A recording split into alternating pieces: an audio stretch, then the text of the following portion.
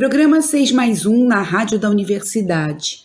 Um programa sobre literatura infantil e leitura feito pelos autores Alexandre Brito, Antônio Chimenec, Caio Ritter, Christian Davi, Gláucia de Souza, Laura Castilhos e a presença de um convidado.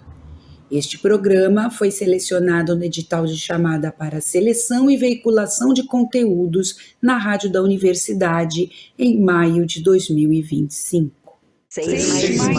6 mais 1 na Rádio da Universidade. Livro em Foco. O livro em foco de hoje traz A Casa das Quatro Luas, de Josué Guimarães, nascido em 1921, que foi um ser plural, atuando como jornalista, político e romancista, assim como ilustrador, manifestando seu pensamento e seus posicionamentos políticos através de diferentes meios ao longo de sua vida.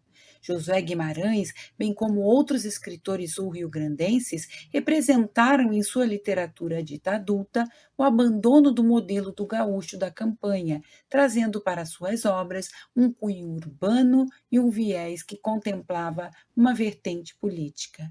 No que tange à literatura endereçada à infância e à juventude, A Casa das Quatro Luas, o primeiro livro do autor destinado a leitores iniciantes, foi publicado pela LPM Editores em 1979, 7 anos após a publicação de A Ferro e Fogo, Tempo de Solidão, primeiro romance de Guimarães, em que esse narrou a saga da colonização alemã no Rio Grande do Sul entre 1824 e 1835.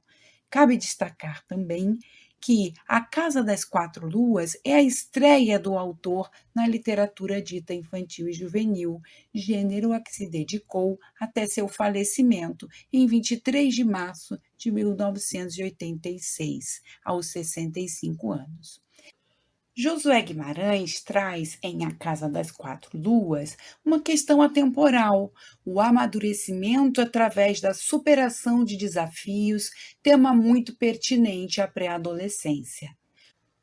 O livro conta sobre as descobertas de um grupo que transita em idade entre a infância e o despertar do mundo adulto, os irmãos Rodrigo e Adriana, seus primos Daniel e Eduardo e os amigos Davi e Cíntia. Junto com os cãezinhos da família Rafaela e Dolores, eles partem em busca da casa abandonada dos bisavós de Rodrigo e Adriana. A narrativa de Josué Guimarães é ambientada em um espaço longe do urbano, para onde a turma vai com os pais de Rodrigo e Adriana nos finais de semana. Desde o início, percebe-se que, para os adultos, trata-se de um local de descanso. Para os pré-adolescentes, o local representa a liberdade de traçarem descobertas longe do olhar de seus pais, bem como de vivenciarem momentos de aventura. O grupo não quer ser observado pelo olhar dos adultos, mantendo entre eles o segredo revelado por Rodrigo, que é a existência da misteriosa casa, outrora ocupada pelos avós de sua mãe. Desde o início da narrativa, é necessário que se instaure entre eles uma aura de missão exploratória, de ritual de passagem da infância para a independência adolescente. Aura essa que tem seu aspecto de rito reforçado pela reunião dos pré-adolescentes ao redor da figueira. Firma-se um pacto de não revelarem aos adultos o segredo partilhado, qual seja a perigosa expedição à casa abandonada dos bisavós dos anfitriões Rodrigo e Adriana. Através do olhar de Rodrigo, o leitor é convidado a se sentar sob a figueira para conhecer o enredo da narrativa de Josué Guimarães. O menino torna-se, dessa forma, mediador entre o que é contado e o jovem leitor, prendendo sua atenção como ocorre nas narrativas de matriz oral, a exemplo dos contos populares. Percebe-se desde o início do livro que o narrador em terceira pessoa aproxima-se do ponto de vista das personagens infanto-juvenis. entre os adultos e o lugar distante que desafiava os meninos e meninas, a floresta é o lugar em que o desconhecido precisa ser superado. Ela é o símbolo dos perigos que devem ser encarados para que se tornem as personagens adultas, tal como nos contos maravilhosos, dentre eles Chapeuzinho Vermelho, Pequeno Polegar e João e Maria. Em A Casa das Quatro Luas, os pré-adolescentes passam da aventura mágica da descoberta de uma casa abandonada a dos possíveis perigos naturais ou sobrenaturais que os caminhos até ela apresentam, para a constatação de que dentro da casa o real os encontra, através dos objetos lá deixados. O tesouro encontrado pelo grupo nada mais é do que o da memória, registros materiais de um passado familiar e de um grupo cultural. O tesouro encontrado pelos meninos e meninas é revelado como uma relíquia de família, diz Josué Guimarães em seu livro. O pai tirou a primeira ponta, mais uma, outra, e finalmente eles puderam ver, emocionados, que havia joias lá dentro. Tirou primeiro um quadro oval de moldura dourada, com o retrato de uma bela senhora, de gola alta e cabelos presos no alto da cabeça. Minha avó é minha avó, sim, exclamou a mãe, quase chorando. Em A Casa das Quatro Luas, por fim, a magia está na descoberta da casa abandonada e na aventura vivida pelo grupo de pré-adolescente por estarem sós. Seis mais um. 6 mais um na rádio da universidade. No meu tempo era assim. E no meu tempo era assim de hoje, você vai ouvir Vó Alfa, em que Laura Castilhos fala sobre sua avó e o amor que tinha pelas flores. Sim, minha avó gostava de roubar flores, e a sua? Ela convidava minhas irmãs e eu para passearmos pelo bairro nos finais de semana e aproveitava o ensejo para arrancar, principalmente, as plantas floridas cultivadas pelos vizinhos, como as dálias, as margaridas, as orquídeas e, sobretudo, suas prediletas, as rosas. Ah, como ela gostava de rosas! Claro que isso não acontecia todo final de semana, mas com certa frequência, principalmente na primavera. Nos passeios pelo bairro, ainda que eu gostasse de estar na sua companhia e das minhas irmãs, eles me deixavam muito apreensiva. Achava que a avó Alfa não estava sendo correta. Literalmente, ela agia com bastante eficiência na atividade de subtrair o jardim dos outros. Devo esclarecer que eles não eram cercados de muros altos, no máximo umas cerquinhas para os cães não fugirem. Naqueles tempos, grandes cercas e muros altos nem pensar. Isso facilitava o roubo das plantas por parte da avó Alfa, sempre munida de uma faquinha e uma sacola para esconder os itens retirados dos solos vizinhos. Houve alguma vez em que foi pega em flagrante delito? Creio que não. Eventualmente apareciam cães e nos colocavam a correr. Uma coisa me deixava intrigada. Por que a avó Alfa tinha aquele hábito de roubar flores à luz do dia? Ela não poderia ir na floricultura e comprar outras espécies de flores ou sementes? Não me lembro se cheguei a indagá-la sobre isso. Talvez não o tenha feito porque a resposta já estava em seu semblante. Ela tinha um prazer indescritível em cometer esse delito. Mas por quê? Simples assim. Para ela, as flores dos vizinhos lhe pareciam sempre mais bonitas do que as dela. Conclusão que seria rapidamente derrubada se eu pudesse mostrar a vocês a graça que era o jardim de nossa casa. Era tão lindo que mesmo após sua morte continuou assim, ainda que sem os cuidados da avó. Seguiu por muitos anos florindo, existindo. Não vou acabar este conto dizendo que do céu ela cuidava de suas plantinhas. A religião católica nunca foi o forte na minha família, mas talvez fosse o caso. Lá de cima, sorridente, a avó Alfa olharia com regozijo seu diverso e colorido jardim e agradeceria também aos vizinhos do bairro por ele assim existir, através de suas, digamos, contribuições não espontâneas. 6 mais um na rádio da universidade. 6 mais um. O 6 mais um de hoje veio até a Brinquedoteca Universitária da FACED, da URGS, e viemos conversar com a professora Marília Forgiarini Nunes. Ela é doutora em Educação pelo PPG do URGS, mestre em Letras, licenciada em Letras Português e Inglês e é professora do Departamento de Ensino e Currículo da Faculdade de Educação da URGS, na área de didática dos anos iniciais, leitura e escrita, e também no programa de pós-graduação em Educação da URGS. Marília é coordenadora do programa de extensão universitária Quem Quer Brincar e do projeto de extensão Ler Clube de Leitura, que acontece na Brinquedoteca Universitária da FACED URGS.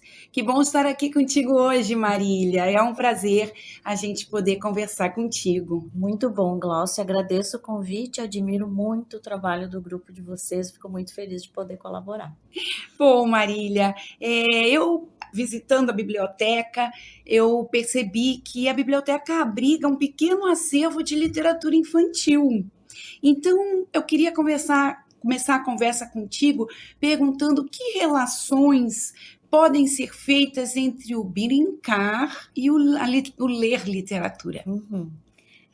Eu penso que muitas relações, e acredito que até por isso que eu me aproximei da Brinquedoteca Universitária quando a professora Tânia Fortuna se aposentou e me procurou para assumir a coordenação do programa e a coordenação da Brinquedoteca, que hoje é um setor da Faculdade de Educação, né?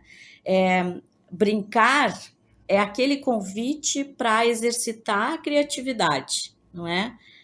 Descobrir como viver o mundo, que é o que as crianças fazem a partir da brincadeira, descobrir como interagir, como se relacionar com o mundo. E a literatura é porta aberta para descobrir como interagir, como as pessoas interagem, como as pessoas vivem, como as pessoas sentem. Então, esse diálogo é muito próximo de entender que a literatura oferece possibilidades de conhecer o mundo, de se colocar no lugar do outro. E a brincadeira é o agir se colocando no lugar do outro. Então, eu conheço pela palavra, imagino que posso viver aquilo, e no brincar eu posso agir. Inclusive, temos um trabalho de curso de uma aluna que ela pensou a literatura e o livro de imagem, que não tem palavras, entendendo que esse livro de imagem pode ser um convite para as crianças pensarem e organizarem suas brincadeiras a partir do que vem nas imagens desse livro. Nossa, que interessante, Marília. Assim, então, o brincar é vital, assim como a literatura também é vital para a nossa Constituição, enquanto seres humanos, né? Todos Exatamente. Deveríamos ter direito a ela. Exatamente. Então, de que forma, assim, Marília, a literatura para a infância, seja ela em prosa, ou seja ela em versos, em forma de poema, ela pode ser brincante. Agora a gente pensa em quem faz essa literatura, né? Já que ela é tão importante e vital, de que forma essa literatura pode ser brincante, então? Eu acho que ela é brincante no momento em que ela oportuniza usar e conhecer as palavras de uma outra maneira que não só aquela, daquele sentido imediato, né? Ela possibilita, na narrativa, brincar com as metáforas e na poesia também, brincar com essas expressões que querem dizer outras coisas, e na poesia ainda nos dá a possibilidade de ouvir as palavras de uma outra maneira, né? Os poemas do Quintana sempre me provocam desse jeito, a pensar, por exemplo, sobre o vento, né? Pensar esse vento que venta na palavra, né? E que a gente Sonoridades. né? Então, acho que a literatura nos dá essa possibilidade de ter os sons das palavras e a gente entender que aquele som não é só para vocalizar uma palavra que tem um sentido, mas é também sentir esse sentido a partir do som, e nas narrativas brincar com a possibilidade daquela palavra que em um contexto serve de um jeito, ali ela está servindo de outro. Então, é essa possibilidade de manipular, no bom sentido, as palavras. É interessante essa de manipular as palavras, que não deixa de ser um jogo, né, Marília? E que aproxima do brincar. E tu citaste bastante a poesia, que para mim é uma matéria muito querida, né? Então, específico em relação à poesia, como que seja um mediador de leitura, seja esse mediador seja escritor, seja professor, seja, enfim, como que ele pode aproximar esse gênero de leitores, crianças e jovens? Eu penso que pode aproximar, primeiro, oportunizando sempre uma leitura que vai ser uma leitura, por vezes, até ao mesmo tempo que ocasional, planejada para aqueles momentos em que parece que as coisas estão meio desandando. Quem sabe uma poesia sempre cai bem, não é?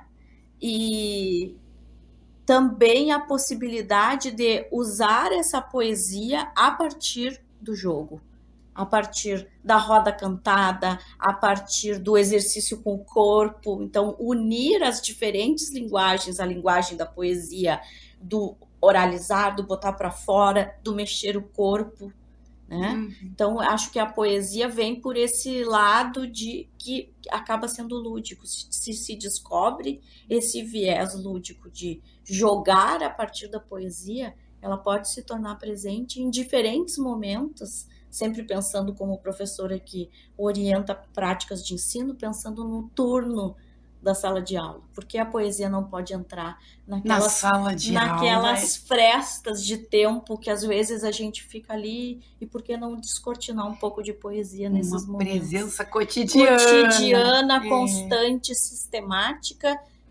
e brincante. Ai, que lindo isso, eu pude vivenciar uma situação assim contigo. Sim. No Ler Clube de Leitura. Então, se tu puderes falar um pouquinho pra gente sobre esse projeto tão bonito que tu coordenas.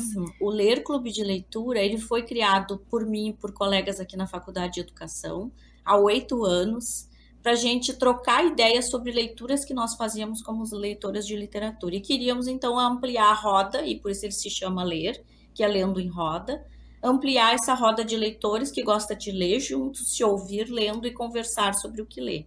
Mas também sentimos necessidade de começar a oferecer formação para mediadores de leitura literária, especificamente infantil, e temos oferecido diferentes possibilidades de formação, e além disso, rodas de leitura com esse grupo de crianças com os quais a gente começou a trabalhar. Nossa bolsista Giovana começou a trabalhar com essas crianças que são do projeto Gurizada Aí, que acontece na Vila Planetário, e a Giovana vai lá, coloca um livro na roda, porque essa é a nossa ideia, lê com aquelas crianças, conversa com elas e também oferece possibilidades brincantes a partir desses livros para essas crianças vivenciarem literatura e brincadeira em um momento ao longo de um turno em que a Giovana se encontra lá.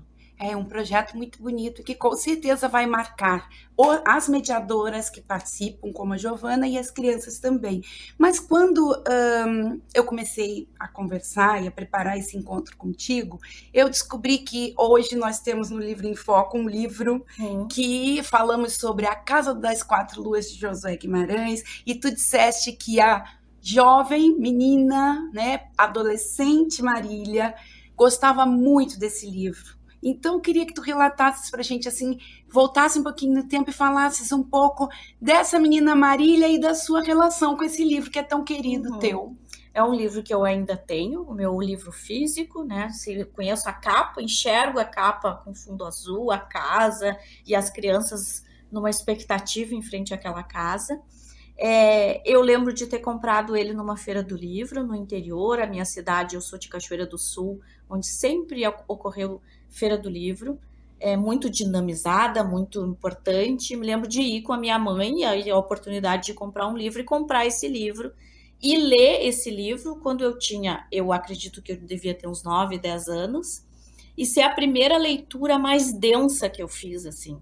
Sempre fui muito leitora, mas me parece que esse livro ficou marcado por ter uma narrativa em que envolvia mistério, e envolvia uma identificação com aquelas crianças, e eu tinha um grupo de amigos de rua em que a gente convivia muito, então acho que também teve um pouco dessa identificação de me colocar facilmente no lugar daqueles personagens.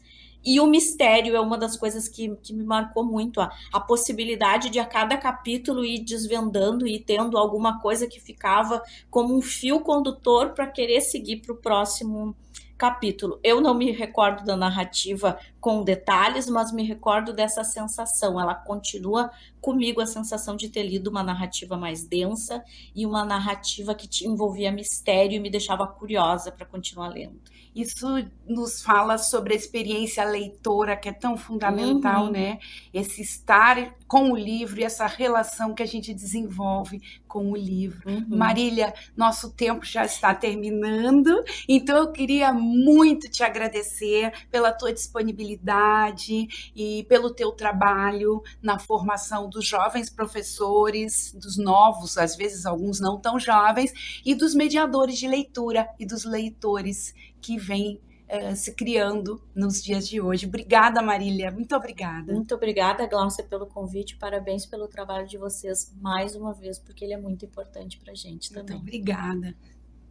6 mais um na Rádio da Universidade. Se você quiser conhecer um pouco mais do nosso trabalho ou entrar em contato conosco, acesse o nosso perfil do Instagram, @6.mais1.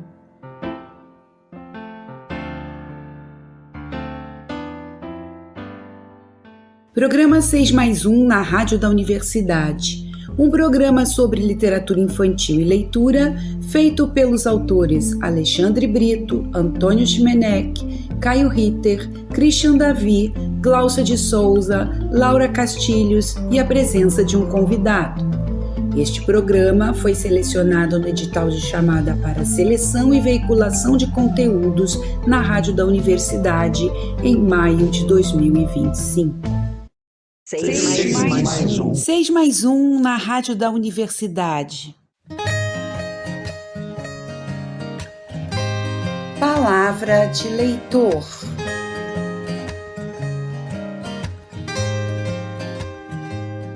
Palavra de leitor de hoje traz a dica de Cristal, que estuda no Prudente de Moraes.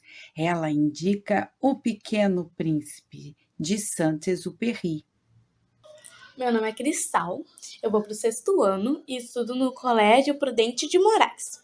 A história que eu vou contar é sobre o Pequeno Príncipe. Eu gostei muito dele e tem vários pontos divertidos.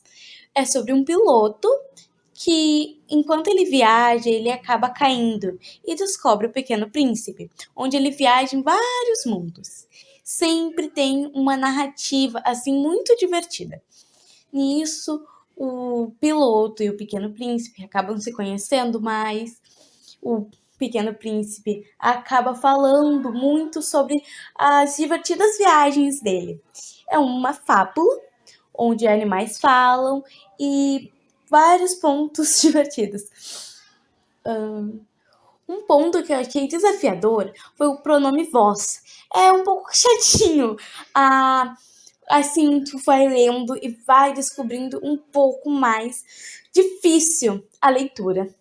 6 mais 1 na Rádio da Universidade. Ouvindo versos e histórias. O Ouvindo Versos e Histórias de hoje traz De Bubuia com Vovó Anica, de Lúcia Tucuju, com ilustrações de Luciana Greter, da editora Rebuliço. Todas as manhãs ela pulava da rede de fininho junto com o sol, pisava com cuidado para não chiar a tábua do assoalho. Corria para colher camapus úmidos do orvalho da madrugada. Ia escondida da mamãe, costumava levar uma cesta para armazenar as frutas. Sentava nas folhas e saboreava até se empapuçar. Quando a mãe acordava, ralhava com ela por ter ido cedo para o sereno. A avó dizia: essa menina é uma pipira, deixa ela ser feliz. Sinha estava sempre na ilharga da avó, gostava de ouvir as cantigas que a avó cantava enquanto lavava as roupas e de observar as espumas de sabão de Bubuia descendo pelo rio em acrobacia. As espumas queriam companhia, chamavam por ela, que pulava na água sem tempo para parar. De vez em quando a avó recomendava: cuidado, cunhatã, a água não tem cabelo. Pular nas águas do rio dava uma fome danada, por isso brotava uma alegria quando chegava o momento de ir para casa. A avó olhava para o céu, com a mão em forma de cuia na testa e dizia: está na hora de nos alimentarmos. Vamos? Mal acabava de comer, a menina perguntava: vovó, vamos comer o que amanhã? A avó ficava matutando e respondia: menina, o futuro não nos pertence. A menina se aquietava por um momento, mas logo vinha com outras perguntas. Queria saber dos encantados, das pedras em formato de oca que exalavam cheiro de café e perfume de flor de abricó, da cobra grande que encantava as pessoas e levava todas para as profundezas do rio. Pedia para a avó que contasse histórias. A avó Anica dizia: há mistérios entre céu, água e terra que devemos deixar adormecidos. Não se deve contar histórias de dia, cria rabo de cutia. Na boca da noite, vó Anica desfiava as misuras até a neta adormecer, ouvindo ao longe o pio fino e arrepiante da Matinta Pereira. Fitz! E essa foi a história de Bubuia com vovó Anica, de Lúcia Tucuju, da editora Rebuliço, com ilustrações de Luciana Greter. 6+1 na Rádio da Universidade. Poemas cantados.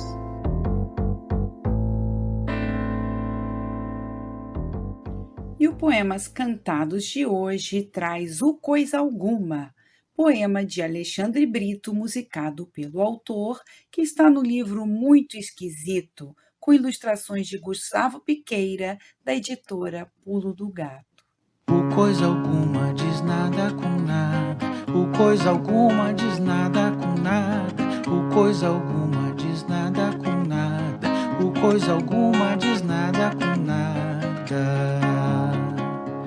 O coisa alguma diz nada com nada, o coisa alguma diz nada com nada, o coisa alguma diz nada com nada, o coisa alguma diz nada com nada. Na primavera não virá, no verão ninguém verá, no outono nem sono, no inverno vê-lo não dá. O coisa alguma é, foi ou será, menos que nada, nada onde nada. O coisa alguma é, foi ou será, menos que nada, nada onde nada. 6+1 na Rádio da Universidade. Programa 6+1 na Rádio da Universidade teve a produção do coletivo 6+1, apresentação de Gláucia de Souza e técnica de Jorge Fox.